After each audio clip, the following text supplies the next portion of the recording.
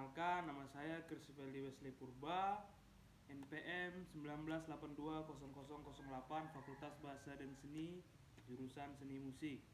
Di sini saya akan mempresentasikan 4 komposer.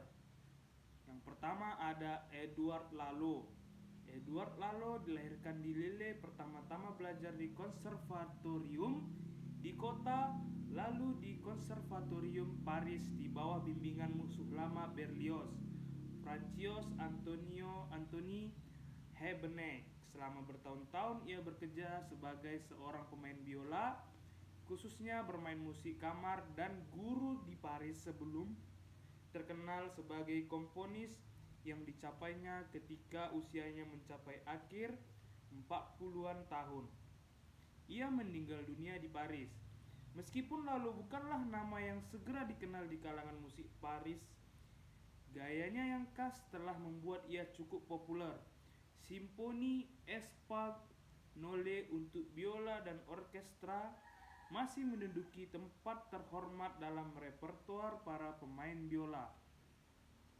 Ia juga terkenal karena menciptakan karya-karya solo lainnya, termasuk cello concerto dalam D minor dan kaina operanya Leroy Deyes.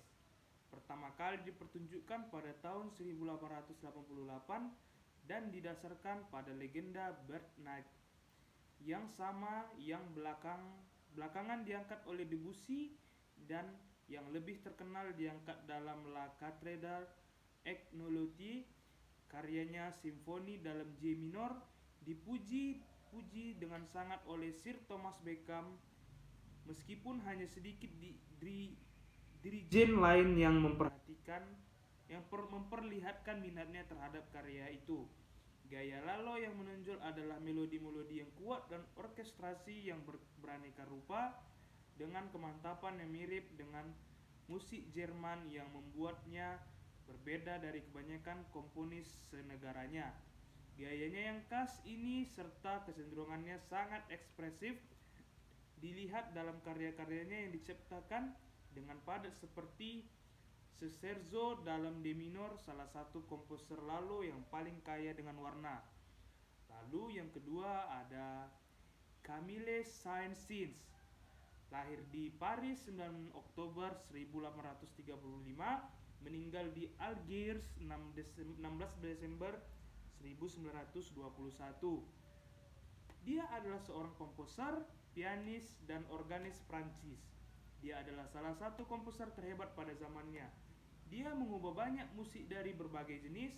Di antara karya terbaiknya adalah Simfoni nomor 3 dengan organ, piano concerto nomor 2, violon concerto nomor 3, dan cello concerto nomor 1. Lalu ada opera Samson, Delilah, dan Danse Macabre. Karyanya yang paling populer bagaimanapun adalah karyanya adalah Karnaval Hewan. Saint-Saëns benci dianggap sebagai komposer karnaval hewan.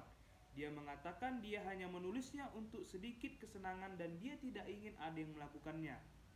Hari ini, ia masih tetap menjadi salah satu yang paling populer untuk potongan anak-anak.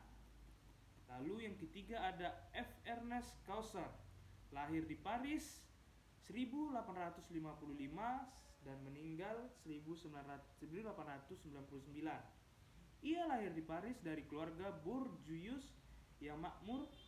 Ernest Causser adalah satu-satunya anak yang masih hidup dari seorang kontraktor bangunan yang menghasilkan kekayaan dengan membantu Baron Hussein dalam pembangunan kembali Prancis pada tahun 1850-an.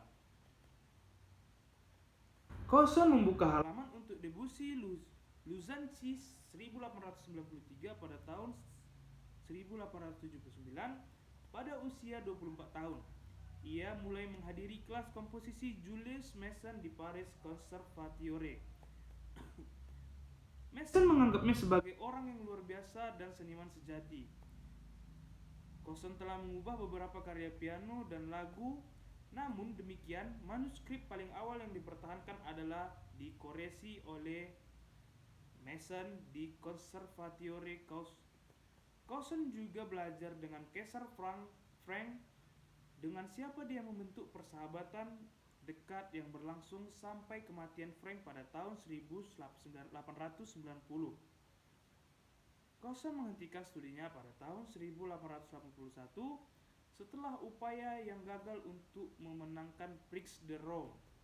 Selama tahun 1880 dan 1883, Cousin yang menikmati perjalanan mengunjungi Bayreuth untuk mendengarkan opera Richard Wagner.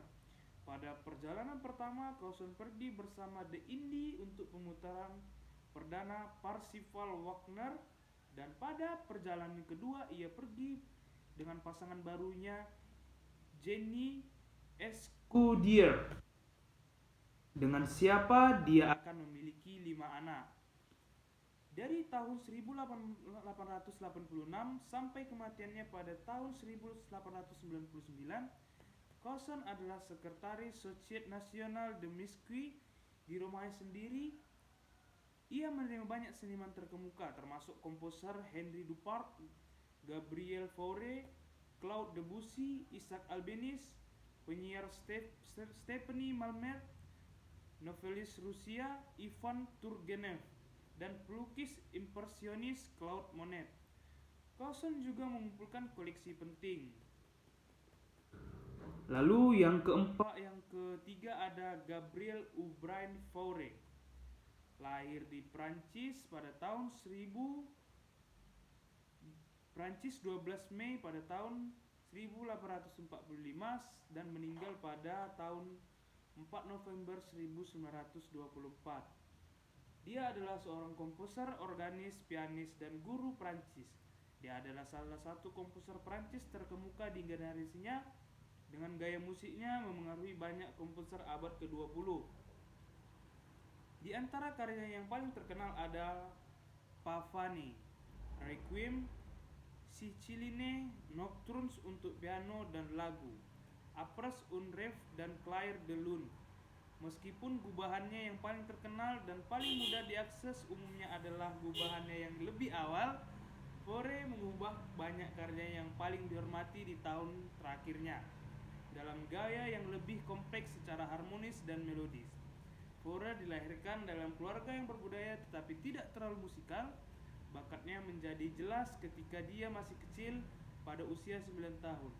Dia dikirim ke sekolah musik École de Niemeyer di Paris, di mana dia dilatih untuk menjadi organis gereja dan pemimpin paduan suara.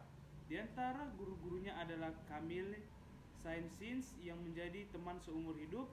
Setelah lulus dari perguruan tinggi pada tahun 1865, Fauré mencari nafkah sebagai pemain organ dan guru, menyisakan sedikit waktu untuk membuat komposisi.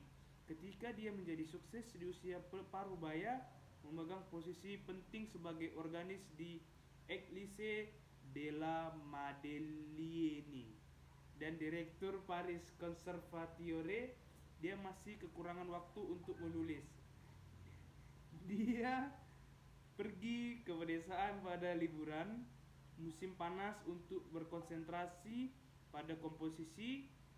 Pada tahun-tahun terakhirnya, Fauré diakui di Prancis sebagai komposer terkemuka pada masanya. Persembahan musik nasional yang belum pernah terjadi sebelumnya diadakan untuk di Paris pada tahun 1922, dipimpin oleh Presiden Republik Prancis.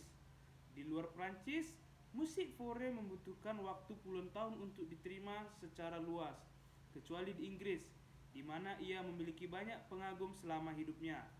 Musik Fauré digambarkan menghubungkan akhir romantisme dengan modernisme pada kuartal kedua abad ke-20. Ketika dia lahir, Chopin masih mengarang, dan pada saat kematian Fauré, jazz dan musik atonal sekolah Wina kedua sedang didengar.